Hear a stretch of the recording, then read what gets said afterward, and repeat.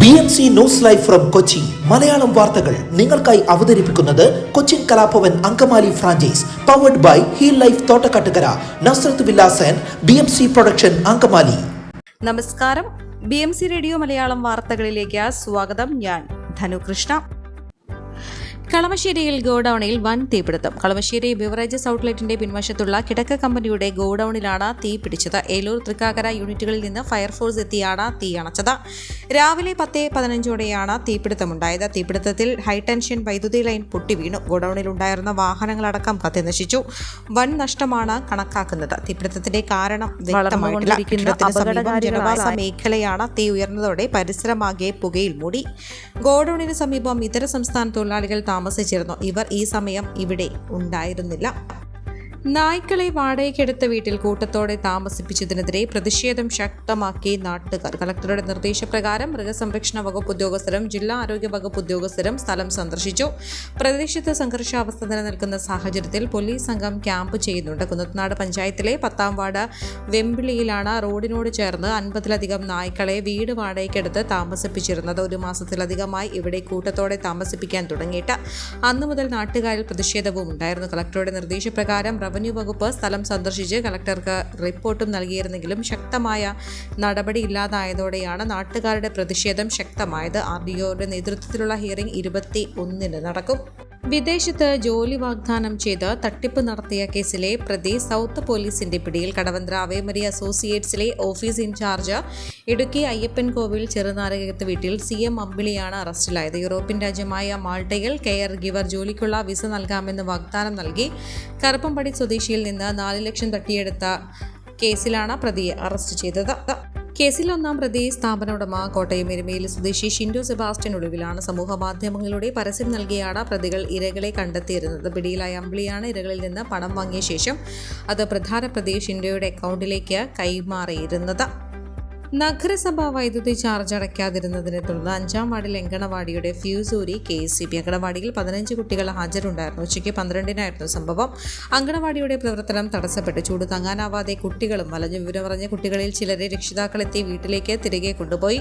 Councillor Hajara Usman നഗരസഭാ സെക്രട്ടറിയായും KSEB ഉദ്യോഗസ്ഥരെയും വിളിച്ച് പ്രതിഷേധം അറിയിച്ചു. നഗരസഭ ഓൺലൈനായി പണമടയ്ക്കുകയും 3:45-ന് KSEB ഉദ്യോഗസ്ഥരെത്തി ഫ്യൂസ് പുനഃസ്ഥാപിക്കുകയും ചെയ്തു. 349 രൂപയാണ് അങ്കണവാടിയുടെ വൈദ്യുതി നിരക്ക്. അങ്കണവാടികളിൽ ലഭിക്കുന്ന ബില്ല് നഗരസഭയെ ഏൽപ്പിക്കുകയും നഗരസഭ പണമടയ്ക്കുകയുമാണ് ചെയ്യുന്നത്. ബില്ലടയ്ക്കാത്ത കാര്യം KSEB അധികൃതർ മുൻകൂട്ടി അറിയിച്ചിരുന്നുവെങ്കിലും നടപടി ഉണ്ടായില്ലെന്നും ആക്ഷേപമുണ്ട്. വനിതാ ദിനാഘോഷങ്ങളുടെ ഭാഗമായി കേരള ഗാട്ട ഗുസ്തി അസോസിയേഷനും കൊച്ചി ലുലുമാളും ചേർന്ന് നടത്തിയ ഗാട്ട ഗുസ്തി മത്സരത്തിൽ കോട്ടയം സ്വദേശി അഞ്ജുമോൾ ജോസഫും ഇടുക്കി സ്വദേശി മഞ്ജുഷയും വിജയികൾ. 76 കിലോഗ്രാം വിഭാഗത്തിൽ കൊല്ലം സ്വദേശി ആര്യനാഥ് 2-ാം സ്ഥാനവും മലപ്പുഴ സ്വദേശി അഞ്ജിത ആന്റണി 3-ാം സ്ഥാനവും കരസ്ഥമാക്കി. 62 കിലോ മത്സര വിഭാഗത്തിൽ കോട്ടയം സ്വദേശി അമൃത രാജേഷ് 2-ാം സ്ഥാനവും കൊല്ലം സ്വദേശി പാർവതി 3-ാം സ്ഥാനവും നേടി. തുടർന്ന് നടന്ന കേരള ക്വീൻ മത്സരത്തിലും അഞ്ജുമോൾ വിജയിയായി. അമൃത രാജേഷ് 2-ാം സ്ഥാനം നേടി.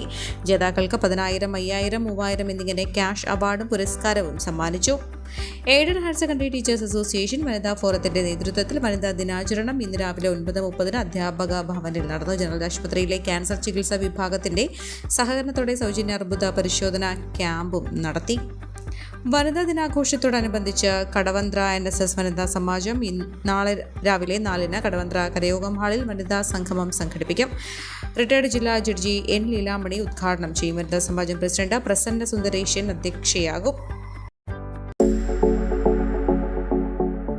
കോവിഡാനന്തര കാലഘട്ടത്തിൽ ജീവിതശൈലി രോഗങ്ങളുള്ളവർക്ക് സന്തുലിതമായ ആരോഗ്യ പരിപാലനത്തിന് ആലുവയ്ക്കടുത്ത് തോട്ടക്കാട്ടുകര ജംഗ്ഷനിൽ ഹീൽ ലൈഫ് തുറന്ന പ്രവർത്തനം ആരംഭിച്ചിരിക്കുന്നു. ഫിസിയോതെറാപ്പി, സൈക്കോളജി, ആയുർവേദ ചികിത്സകൾക്കായി 8089011772 ബന്ധപ്പെടാവുന്നതാണ്.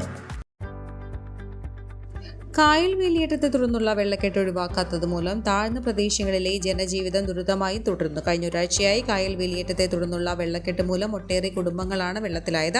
കായലുമായി ബന്ധപ്പെട്ട് കിടക്കുന്ന പൊഴിച്ചിറ കോളനി, ചിരുങ്കൽ, കൊടംതുരുത്ത് പ്രദേശം, പള്ളിത്തോട്, പൊഴിച്ചാൽ പ്രദേശം, അന്ധകാരനടിയിലെ താഴ്ന്ന പ്രദേശങ്ങൾ, എഴുപുന്ന പഞ്ചായത്തിലെ നീണ്ടകര, നരിയാണ്ടി തുടങ്ങിയ പ്രദേശങ്ങളിൽ വീടുകൾ പൂർണ്ണമായും ഭാഗികമായും വെള്ളക്കെട്ടിലാണ്. പല വീടുകളിലും പാചകം പോലും പാകം ചെയ്യാൻ പറ്റുന്നില്ല. എല്ലാ വർഷവും കായലിൽ വെള്ളം പൊങ്ങുമ്പോൾ വീടുകളെ സംരക്ഷിക്കുന്ന തരത്തിൽ സംരക്ഷണമില്ലാത്തതാണ് കൂടുതൽ ദുരിതത്തിന് കാരണമാകുന്നത്. ഉപ്പുകലർന്ന കായൽ വെള്ളം തുടർച്ചയായി കയറുന്നത് മൂലം പ്രദേശങ്ങളിലെ പുതുതായി നിർമ്മിച്ച വീടുകളെല്ലാം ജീർണാവസ്ഥയിലാവുകയാണ്. ദുരിതമുണ്ടാകുമ്പോൾ വീടുകളെ സംരക്ഷിക്കുന്ന തരത്തിൽ പല നിർദ്ദേശങ്ങളും നടപടികളും അധികൃതരുടെ ഭാഗത്തു നിന്നും ഉണ്ടാകാറുണ്ട്. എന്നാൽ ഇതുവരെയായിട്ടും നടപടിയെടുക്കുന്നില്ലെന്നാണ് കായലോരവാസികൾ പറയുന്നത്. വെള്ളക്കെട്ട് ഒഴിവാക്കുന്നതിന് അന്ധകാരനഴി സ്പിൽവേയുടെ ഷട്ടറുകൾ ഭാഗികമായി തുറക്കണമെന്നും നാട്ടുകാർ ആവശ്യപ്പെടുന്നു. ഈ വാർത്തയോടുകൂടി BMC റേഡിയോ മലയാളം വാർത്തകൾ സമാപിക്കുന്നു. നന്ദി, നമസ്കാരം.